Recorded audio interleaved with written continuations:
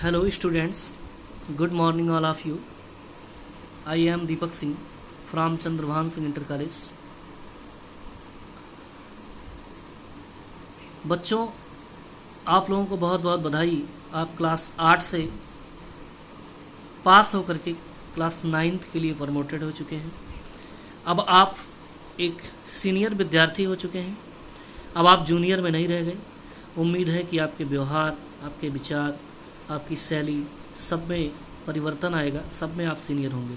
बच्चों, आपको बताएं कि आपका जो कंटेंट था 9th की जो यूपी बोर्ड की इंग्लिश थी वो इस वर्ष गवर्नमेंट ने चेंज कर दी है। इस वर्ष आपको पूरी एनसीईआरटी पैटर्न की इंग्लिश मिलेगी, जिस पुस्तक का नाम बिहीव जो आपके सामने बिल्कुल दिख रहा है।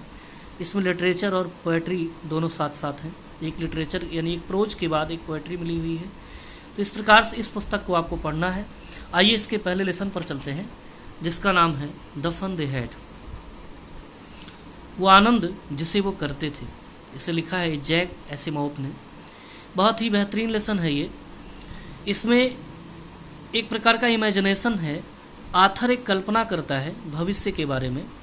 वो ये इस बात की कल्पना करता है कि आज के 100-150 वर्ष बाद विद्यालय, बच्चे, पुस्तकें, इन सब के प्रारूप में बड़ा परिवर्तन दिखाई देगा। जैसा कि आज पुस्तकें हैं, जैसा कि आज स्कूल्स चलते हैं, जिस प्रकार से बच्चे विद्यालय आते हैं, उन सब में बहुत सारे परिवर्तन दिखेंगे। संभवतः बच्चों को पढ़ने के लिए कंप्यूटर, लैपटॉप या रोबोटिक कोई ऐसे टीचर्स, ऐसे यंत्र मिल जाएं जिससे उन्हें स्कूल आने की आवश्यकता ही न पड़े। इसी बात की कल्पना इस लेसन में की गई है, जो कि बहुत ही आनंददायक है। आप भी थिंक करेंगे, आप भी विचार करेंगे। यद्यपि आप उस सदी को देखने के लिए संभवतः नहीं रहेंगे, फिर भी आप इमेजिन कर सकते हैं कि इस परिवर्तनशील जगत में, जिसमें तेज परिवर्तन हो रहा है, कितना बदलाव हो सकता है 100 साल बाद। इस बात को आप इस लेसन से महसूस करेंगे। आइए थोड़ा सा लेखक के बारे में, अबाउट द ऑथर, जानते हैं। Jack Asimov was an American author and professor of biochemistry at Boston University, America. Jack Asimov जो थे अमेरिकन लेखक थे और बायोकेमिस्ट्री के प्रोफेसर थे अमेरिका में। बोस्टन यूनिवर्सिटी अमेरिका में अपॉइंटेड थे। He was born in Russia on 2 January 1920। इनका जन्म 2 जनवरी 1920 को रसिया में हुआ था, यानी रूस में हुआ था। He was a doctor of philosophy. ये दर्शन शास्त्र से पीएचडी कर रखे थे। He wrote science fiction in great bulk. इन्होंने अत्यधिक मात्रा में साइंस फिक्शन लिखे हैं। He wrote and edited more than 500 books.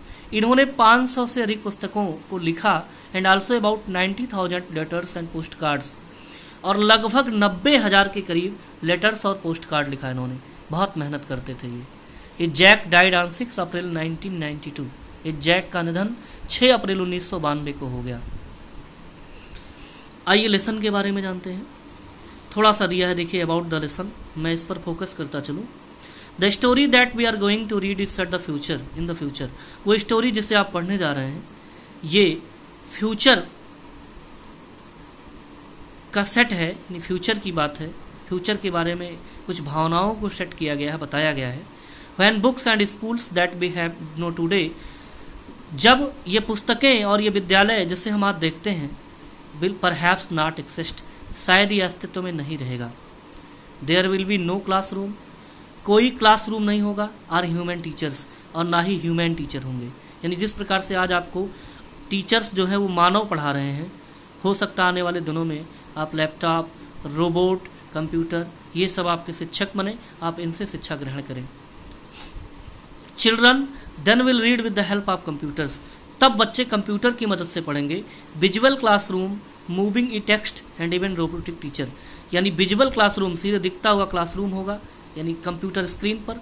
Moving e text, चलते हुए अक्षर होंगे। जैसे आप आज भी न्यूज, जब कभी आप न्यूज देखते होंगे टीवी में, तो टीवी स्क्रीन के नीचे कुछ चलते हुए न्यूज दिखाई देते हैं। इस प्रकार से आज हमें किताब पढ़नी पड़ती है, तब के समय में आपकी स्क्रीन पर वो वर्ड्स, वो सेंटेंसेस चलते रहेंगे और आप उन्हें लगातार पढ़ते रहेंगे। ये इस प्रकार की व्यवस्था होगी। और इवन रोबोटिक टीचर्स, संभवतः आपको रोबोटिक टीचर्स भी पढ़ाएं। इसकी एक झलक एक इमेजिनेशन में दिखाई गई है। देखिए, आप दिखा है school of the future. Future के स्कूल कैसे होंगे, इसके कुछ एस्पेक्ट हैं। लर्निंग थ्रू कंप्यूटर्स, या तो बच्चे कंप्यूटर से पढ़ेंगे, विजुअल क्लासरूम, या सीधा विजुअल क्लासरूम होगा जहाँ पर कोई कंप्यूटर आकर के कंप्यूटर से कुछ जानकारियाँ आपको सीधे दी जाएंगी, जैसे आज आप इससे पढ़ रहे होंगे, यूट्यूब पर वीडियोज अपलोड हो रहे हैं जिस प्रकार से आप पढ़ रहे हैं। तीसरा विकल्प क्या था, रोबोटिक टीचर, यानी रोबोट जो सभी घरों में उपलब्ध होंगे एज ए टीचर और वो बच्चों को पढ़ाएंगे, या मूविंग ई टेक्स्ट, चलते हुए अक्षर। इन सारे विकल्प से बच्चे पढ़ सकते हैं, या और भी हो सकता है जिसे शायद आथर ने अपनी कल्पना में नहीं सोचा होगा। आइए सीधे लेसन पर चलते हैं। लेसन क्या है? इसमें दो बच्चों की बातें चल रही हैं, दो बच्चे जिनमें मार्जी और टॉमी। मार्जी छोटी है और टॉमी उसका भाई है जो बड़ा है। एक दिन इन्हें अचानक से एक पुस्तक मिल जाती है। ये बच्चे 2157 सदी में जी रहे हैं, यानी आज के लगभग 100-125 वर्ष बाद ये जी रहे हैं। उस समय इन बच्चों को कहीं वास्तविक पुस्तक मिल जाती है, जैसे कि आज हम पुस्तक से पढ़ रहे हैं। यही किताब उनको मिलती है उस दौर में जिस दौर में किताब का कहीं नामो निशान नहीं था, सारी चीज़ें कंप्यूटर पर छप रही थी। आइए पढ़ते हैं और देखते हैं क्या लिखा है इसमें। मार्जी इवन रोट अबाउट इट, मार्जी ने इसके बारे में लिखा। दैट नाइट, उस रात, इन हर डायरी, अपनी डायरी में। मार्जी ने इसके बारे में उस रात अपनी डायरी में लिखा। किसके बारे में लिखा, आगे देखिए। ऑन द पेज हेडेड 17 में 2157, उसने पेज में जो डेट डाला वो डेट क्या था, पेज हेडेड। उसने अपने पेज के मुख्य पृष्ठ पर यानी ऊपर क्या लिखा, 17 मई 2157। आप सोचिए, आप 2020 सदी में जी रहे हैं, 2020 ईस्वी में जी रहे हैं, और उस पेज पर क्या सदी प्रिंट हुई थी, यानी जिस पर मार्जी ने अपनी डायरी में अपना सन डाला था, वो डेट डाली है 17 मई 2157, यानी कितने वर्ष बाद की बात है। इमेजिनेशन ही है ये। सी रोट, उसने डायरी में डेट डाल करके लिखा क्या, today Tommy found a real book, आज टॉमी को एक रियल बुक मिली। उसने अपनी डायरी में डेट ऊपर डाला और नीचे ये लिखा, जो आपको इन्वर्टेड कामा में दिख रहा है, ये लिखा उसने कि today Tommy found a real book, आज टॉमी को एक वास्तविक पुस्तक मिली। क्योंकि वो बच्चे कंप्यूटर पर पढ़ रहे थे, उन्हें एक वास्तविक बुक मिल गई थी। It was a very old book, ये बहुत ही पुरानी बुक थी। क्योंकि उस समय प्रिंट नहीं हो रही थी पुस्तकें, तो जो भी पुस्तक रहेगी वास्तव में बहुत पुरानी रहेगी। मार्जीज ग्रैंडफादर वंस सेड, मार्जी के ग्रैंडफादर ने उससे एक बार कहा था, that when he was a little boy, कि जब वे एक छोटे बच्चे थे, यानी मार्जी के ग्रैंडफादर जब एक छोटे बच्चे थे, हिज ग्रैंडफादर टोल्ड हिम, तो उनके दादाजी ने उन्हें बताया था, that there was a time, कि एक समय था, when all stories were printed on paper, जब सभी स्टोरीज पेपर पर प्रिंट हुआ करती थी, सभी कहानियाँ यानी सारी पुस्तकें कागज पर छपा करती थी। यानी मार्जी के ग्रैंडफादर ने एक बार बताया था उसे कि जब वे बहुत छोटे बच्चे थे तो उनके ग्रैंडफादर ने उनसे कहा था कि बहुत समय पहले पुस्तकें कागज पर छपा करती थी। दे टर्न द पेजेस, उन्होंने किताब की पेज को पलटा। विच वाज येलो एंड क्रिंकी, जो पीले कलर की थी और जिस पर सिलवट पड़ चुकी थी, यानी किताबों में मुड़ने से तमाम सिलवट पड़ चुकी थी। And it was a fully funny to read, और इसे पढ़ना बड़ा ही विचित्र था और बहुत ही दिक्कत हो रही थी पढ़ने में। Words that stood still instead of moving the way they were suppose to, यानी जिस प्रकार से वे वर्ड्स पढ़ते थे, जिस प्रकार से वो कल्पना करते थे, यानी सोच रहे थे, क्योंकि उनके वर्ड्स, वे जो पुस्तकों को पढ़ते थे वो कंप्यूटर पर मूविंग टेक्स्ट था, यानी चलते हुए अक्षर थे। लेकिन यहाँ पर क्या था, पुस्तकों को खुद पढ़ना पड़ रहा था, तो ये थोड़ा कष्टकारी था। On a screen you know, यानी जैसा कि आप जानते हैं कि वे स्क्रीन पर चलता हुआ टेक्स्ट पढ़ते थे, लेकिन इसे खुद पढ़ना था। And then when they turn back to the page before, और जब उन्होंने पहले पेज पर फिर वापस आए, वे फिर से पेज को पलटे, it had the same word on it, उस पर भी वही वर्ड लिखे हुए थे, that it had when they read it in the first time, जिसे उन्होंने पहली बार पढ़ा था, वही वर्ड्स उनके पहले वाले पेज पर भी लिखे हुए थे। आगे देखिए। जी सेड टॉमी, टॉमी ने कहा जी, यानी अरे, व्हाट अ वेस्ट, क्या टाइम की बर्बादी है। When you are through with the book you just throw it away, you just throw it away I guess. वो कहता है कि व्हेन व्हाट अ वेस्ट, यानी इसको पढ़ना, यानी ये क्या बर्बादी है। When we are through the book, जब हम पूरी पुस्तक पढ़ लेते होंगे, जब कोई पूरी पुस्तक पढ़ लेता होगा, you just throw it away. I guess, मैं समझता हूँ कि इसे फेंक दिया जाता होगा। भाई एक पुस्तक पढ़ने के बाद उसे दोबारा बहुत कम यूज किया जाता है, अक्सर लोग यहाँ वहाँ कर देते हैं या फेंक देते हैं। वही कह रहा है कि तो वेस्ट है, यानी कागज, पैसा, प्रिंटिंग सबका वेस्ट है। और television screen must have had a million book on it. हमारी टेलीविजन पर अवश्य ही मिलियंस बुक होंगे, लाखों पुस्तकें होंगी। And it's good for plenty more, और इस पर और अधिक अभी आने की क्षमता है। I would not throw it away, हम इसे फेंकते तो नहीं हैं, यानी हम कंप्यूटर को फेंकते नहीं हैं, बल्कि इसे फिर आने वाली पीढ़ियां या नेक्स्ट स्टूडेंट्स उसे पढ़ा करते हैं, लेकिन पुस्तकें शायद फेंक दी जाती होंगी। सेम द माइन, बिल्कुल मेरा भी इसी तरह, सेड मार्जी। मार्जी ने कहा बिल्कुल भी मेरा इसी तरह। सी वाज 11, मार्जी 11 वर्ष की थी। And had not seen as many telebooks as Tommy had, उसने उतनी टेलीबुक्स नहीं देखी थी जितना कि टॉमी ने देखा था। ही वाज 13, क्योंकि वो 13 साल का था, यानी टॉमी मार्जी से 2 वर्ष बड़ा था, वो अगली क्लास में था, इसलिए उसने और सारी टेलीबुक्स देखी थी कंप्यूटर स्क्रीन पर, लेकिन मार्जी ने उतनी सारी टेलीबुक्स नहीं देखी थी। सी सेड, यानी सी मतलब मार्जी ने कहा, where did you find it, तुम्हें ये पुस्तक मिली कैसे, कहाँ। Where did you find it, तुमने ये पुस्तक पाई कहाँ। इन माई हाउस, अपने घर में। ही पॉइंटेड विदाउट लुकिंग, उसने बिना मार्जी को देखे ही बताया। Because he was busy reading, क्योंकि वो पुस्तक पढ़ने में बिजी था। इन द एटिक, मुझे अटारी पर मिली। यानी कि मार्जी ने उससे पूछा कि तुम्हें यह पुस्तक कहाँ मिली, तो उसने कहा घर में। उसने मार्जी को बिना देखे ही उत्तर दिया, क्योंकि वो पुस्तक पढ़ने में व्यस्त था। और फिर आगे कहता है कि इन द एटिक, यानी मुझे ये पुस्तक अटारी से मिली। व्हाट्स इट अबाउट, इसमें किसके बारे में लिखा है। मार्जी फिर पूछती है कि इसमें किसके बारे में लिखा है। टॉमी कहता है स्कूल के बारे में लिखा है। अगला देखते हैं। मार्जी वाज स्कॉर्नफुल, मार्जी घृणा से भर गई। स्कूल के बारे में, hearts there to write about school, school के बारे में, विषय में लिखने को क्या है।